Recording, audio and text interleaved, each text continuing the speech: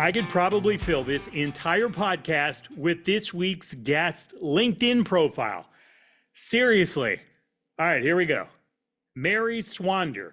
She lives on a farm, comes from a farm family, writes plays about farms, authors books about agriculture, combines agriculture with the arts, spent a decade as the poet laureate in Iowa, and she somehow, some way, found a way to create a traveling one-person show that serves as an icebreaker for one of the hardest things that farm families ever have to do, and that's make a farm succession plan. Wowza. Hi, I'm Dave Price, and this is the American Farmland Owner Podcast. There is definitely something about Mary. She is a nonstop, decades-long creator and teacher.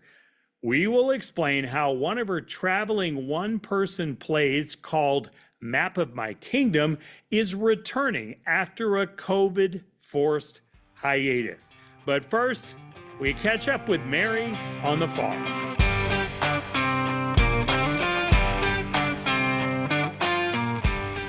Talk about your connection to the land as we talk to you. Where are you right now?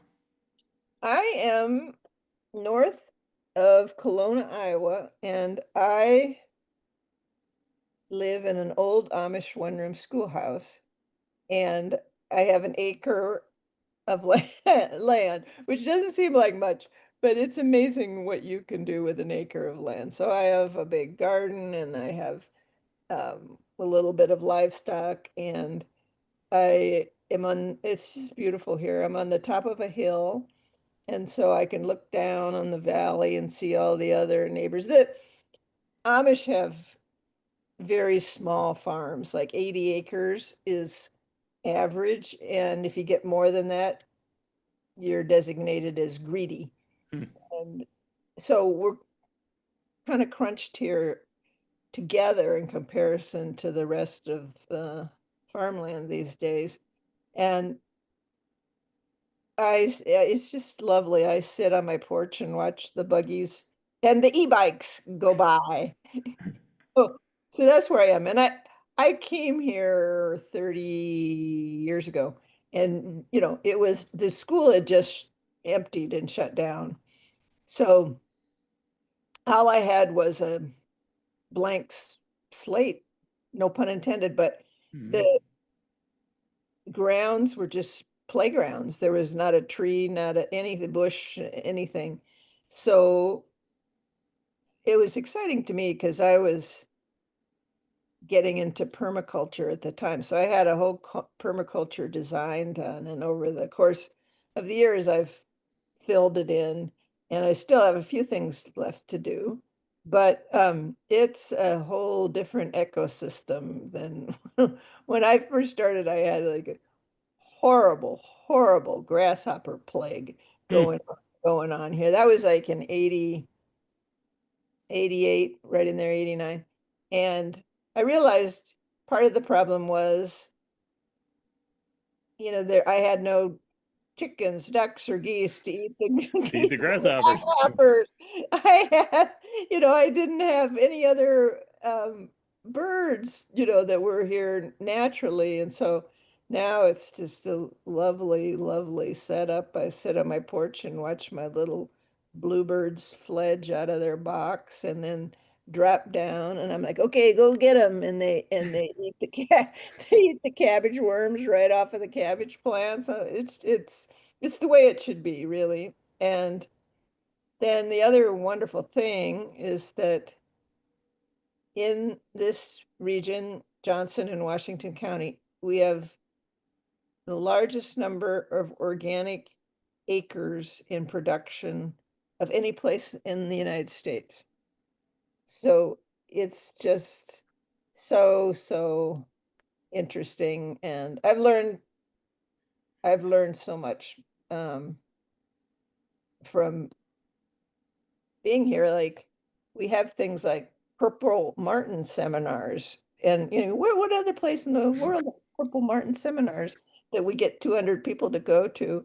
And of course, every Amish farmer has a big Purple Martin house because it's natural pest control. and because they eat all sorts of insects. And then they're beautiful to watch and have a beautiful song. And so you get these aesthetics that blend into, you know, your farming. It's more than just um, how many bushels to the acre. How did you know years ago? How did you know that this 1 acre plot with this empty old schoolhouse was you? This Oh, was going to be your land. Why this why spot? this? Yeah. Well, I grew up in Western Iowa in Carroll County, and uh, my mother's family there were Irish immigrants, and they um, homesteaded several farms, but the home place had a one-room schoolhouse on it.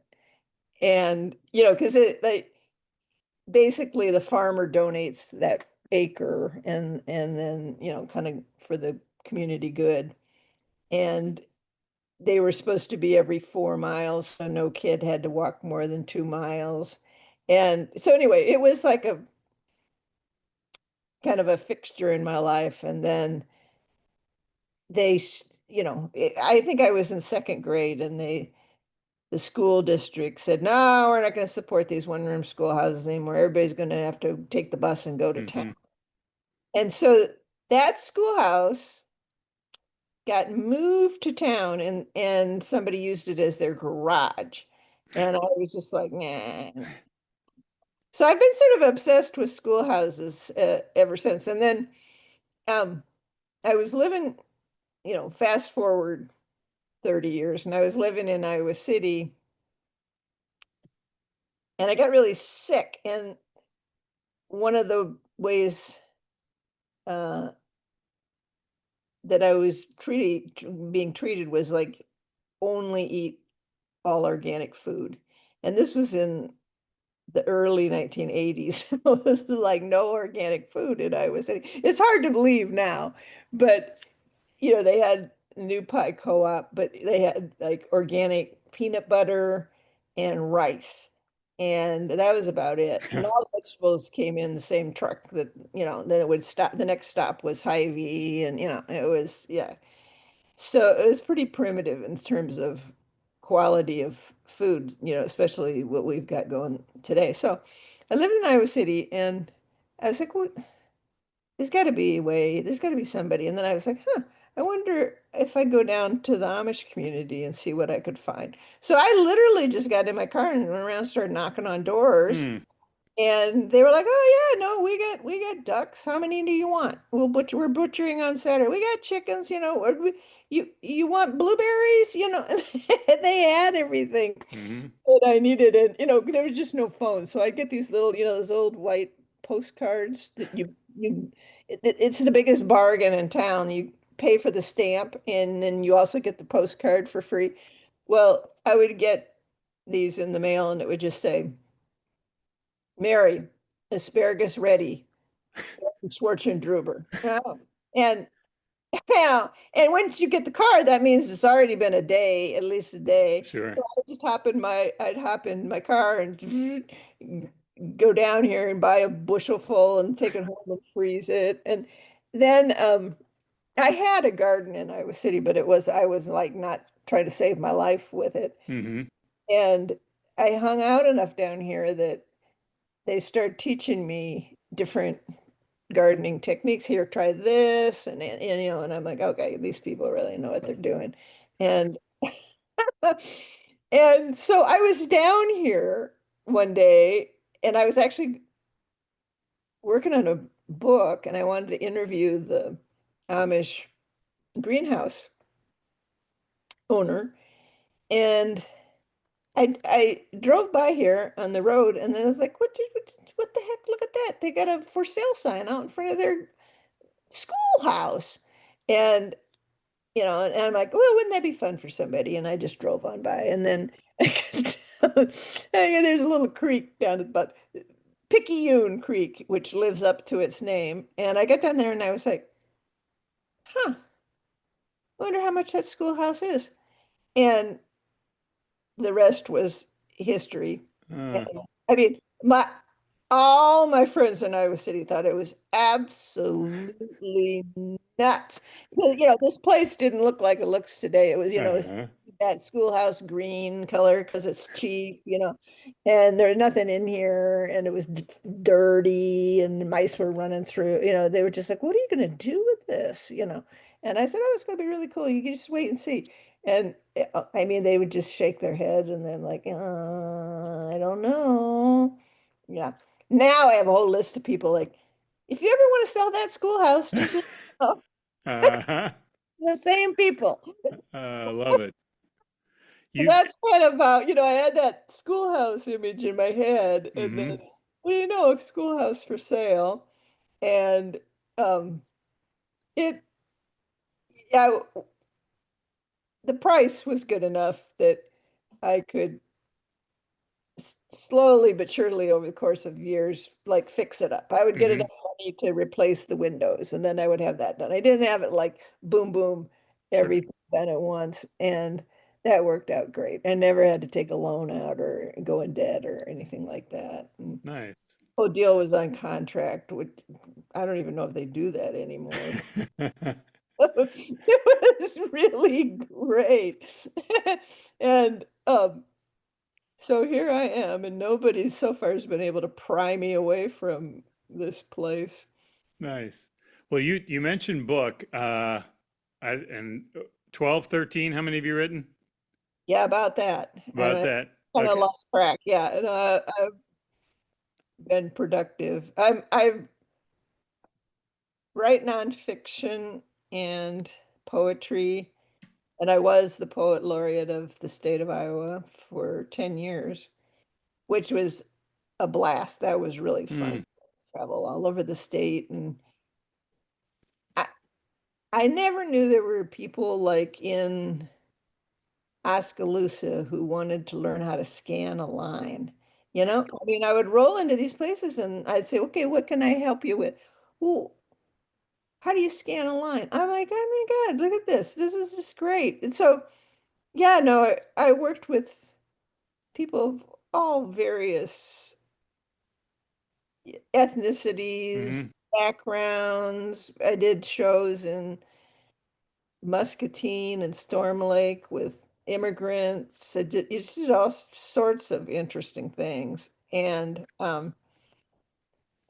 so that was from my poetry. And then, Well, what about the playwright? How'd you do yeah, that? so I'm getting to that. So then I always wanted, here's how I got into playwriting. This was like pathological. I was one of those kids that like knew all the answers but would never raise their hand to Okay. talk in class. And I got away with that till I was about in third grade. And then both the teacher and the priest, same year, called my mother and said, this kid is smart enough, but she's not going to survive the school system if you don't do something with her. So in those days, today they drug you, they give you Prozac or something. And in those days, they didn't have anything. So they sent you to theater school. Oh. Oh my God. I was like, what kind of torture are these adults? What have they thought up for me next? I always thought adults were designed to torture children, and say it's for your own good. So I got hauled off to like a children's theater group, and it was everything I could do not to like cry through the whole Hmm. thing. Like, just somebody, please tell me how to get on the bus so I can go home. But that took a while, but slowly I got over my shy, and it was extreme shyness. And Hmm.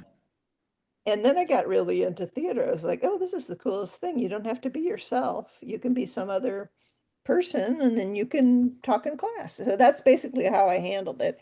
And uh, so I still have that. It's not like you get over it, but I learned how to like compensate with it. Hmm. Anyway, we had this director who, this was in Davenport, Iowa at this time. who was just she was fabulous. She had been Helen Hayes's understudy in New Hmm. York, and she'd been on a tour with her husband and her kids. They were all in some show together, and the husband had appendicitis and died in Davenport, Iowa. And she was left there with $50 in her pocket and three little kids. So she's like, oh, okay, well, we'll set up. She started doing puppet shows on the sidewalk downtown. And then she decided to start this little school.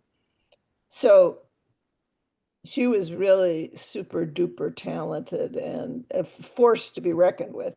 And anyway, she had this set of scripts for kids that we did, but like if you stayed in that theater long enough, they started to repeat. And so I objected one day. I said, how come we only have like 12 or 15 scripts and we got to do the same shows over again? And she goes, that's because nobody writes plays for kids to do. They write plays for adults to do for kids. I was like, oh, that seems kind of crummy. And and I said, well, why can't you get somebody to write a play for a kid? And she goes, that's for you to do. You need to write. Ah, and like, so anyway, that was the challenge I had in the back of my mind. So I started, it was kind of like, as you say, side gig. I started Hmm. writing shows and adapting some of my poetry and this and that. And then this was another, I mean, life is just fluke, is what my life is anyway. So I was teaching at Iowa State and I was just really bored with the workshop method, like you write something, you bring it in, then we're all going to tell you what's wrong with it. I just found that so counterproductive. So I had this little brainstorm and I was like, oh, you know what? We could write a play. We'll all write it together and collaborate and we get, base it on interviews, Hmm. go out and interview people. And so we wrote this play called Farmscape. And to get that done in a semester, I was like, what was I thinking? God almighty. And we got it done and we had one performance. And I had to tell you, I started the semester and the students were just like, oh, we don't have to act in this, do we? I just took one look at it and I was like, no, no, no, no, no, no, you don't have to act. I'll make a call at the theater department and they can come and do the acting. And they're like, oh, shh. And then by the end of the semester, they were so into it that they were like, well, we get to take the parts, don't we? I was like, oh my God, now I got to teach acting. And so, so I stopped everything and had like this crash course in acting. And I'm like, oh my God, I mean, and they were like reading the lines like that. I'm like, oh man, what am I going to do? So we get to the one performance in the maintenance shop and they just stand up and they just stick it. They're just fabulous. They're Mm. fabulous. Like, I'm so proud of you. And then I came back to my office and I'm like, oh man, I am so glad that semester's over and we're done with that play. And then the phone rings and it was uh, Fred Kirscherman from the Leopold Center. And somebody on his staff had seen it. And he said, I understand that you've hit on like all the issues of the farmscape. I said, yeah, that's what I was trying to do. And he said, have lunch with me. And he basically gave me a small grant to like buy out one class for the next semester. And he said, I want you on the road with this. Mm. And I'm like, and so he gave me enough money for like three shows. And I thought, three shows, who's ever going to book this thing? I don't know. And so I went through my email and I was like, oh, well, maybe him, maybe her. And so I got together a list of like 12 people that I thought maybe would have some interest. And I thought I can get three out of this 12. And all 12 wanted to book it. I sent the email and all 12 wanted to book it. And I haven't been off the road since. And it it ended up at the USDA for Secretary Vilsack. And I mean, and major agricultural conferences just all over the place. And then I just started getting other commissions. And grants, and I'd get on an airplane and people would say, you know how it is. Oh, and what do you do, honey, for a living? Hmm. And I'd say, well, I write and produce agricultural drama. And they go, agricultural drama, what is that? And so, it would open a door. I said, well, I think I'm the only person in this niche, but it's a great, really, it's been a wonderful niche because, I'm actually helping people, Hmm. especially with the show that I wrote on farmland transition. Well, hearing you talk, I'm picturing when you're talking about the little girl in you, who, didn't want to speak up in class, and maybe that's an extreme example of what I'm trying to pull here, but the the farm succession planning, which can be so difficult, right? And I know you, when you talk to groups, you talk about your own family's experiences through the years. You may have completely different types of personalities down the lineage, thinking, I want to go this way, I want to go this way, whatever. But it's also a very private thing for a lot of agricultural families, farm families to talk about, right? So I would think your experience being that shy little girl at school, that's got to be a help, right? You know how difficult it is to explore some of these, and you've learned how to get people to open up, and you also know how delicate and sensitive the topic is. Yeah, no, no, it's something no one wants to talk about because it's money. Hmm. And It's we don't death. talk about, and it's death. We don't talk Yeah. about either one of those things, particularly in the Midwest. Hmm. And um, and families clam up, or and so I have this little workshop. I do a workshop often after the after the play, and I started out like with this little template that PFI gave me for PowerPoint type And workshop, PFI is Practical Farmers of Iowa for our friends outside the border. right? And I quickly got a lot of people nodding off when I was trying to do that. Let's put it that way. And Okay. I thought, okay, we these people are living this, Barry, and you've lived it. So what would be helpful to get them through it? And Hmm. so I went back to my own experience, and I'm like, okay, I'd come into a workshop, and oftentimes there would be difference in ages and backgrounds. And it was just really interesting. Sometimes three generations of a family would show up together. Hmm. And and I'm like, okay, you're going to be the grandpa, you're going to be the grandma, you're going to be, the son who wants to do sustainable agriculture, you're going to be the lesbian daughter who, wants to do pasture fed hogs, and you're going to be the prodigal son who just wants to come back and sell it off for the shopping mall. And I gave him like 40 minutes, and you got to come back and act this out in front of the group. Hmm. And then they were like, oh, yeah. But they were so into it because they know if you scratch any farmer, your own story. You've heard all the neighbor stories. How this either can play out really well, or it can Hmm. just total complete disaster. The first show we did of Map of My Kingdom was in a courtroom in Perry, Iowa, an old courtroom. And the place was packed. There were people standing in the Hmm. aisle for the thing. And the show, ended, and I got up and said, now we can have this discussion. This woman stood up, burst into tears, and said, we're going through this right now. Is there a lawyer here? Is there a lawyer in this Oh house that can gosh. help me? Yeah. And I thought, okay, now I'm on the way with this, and there was, and so the conversation became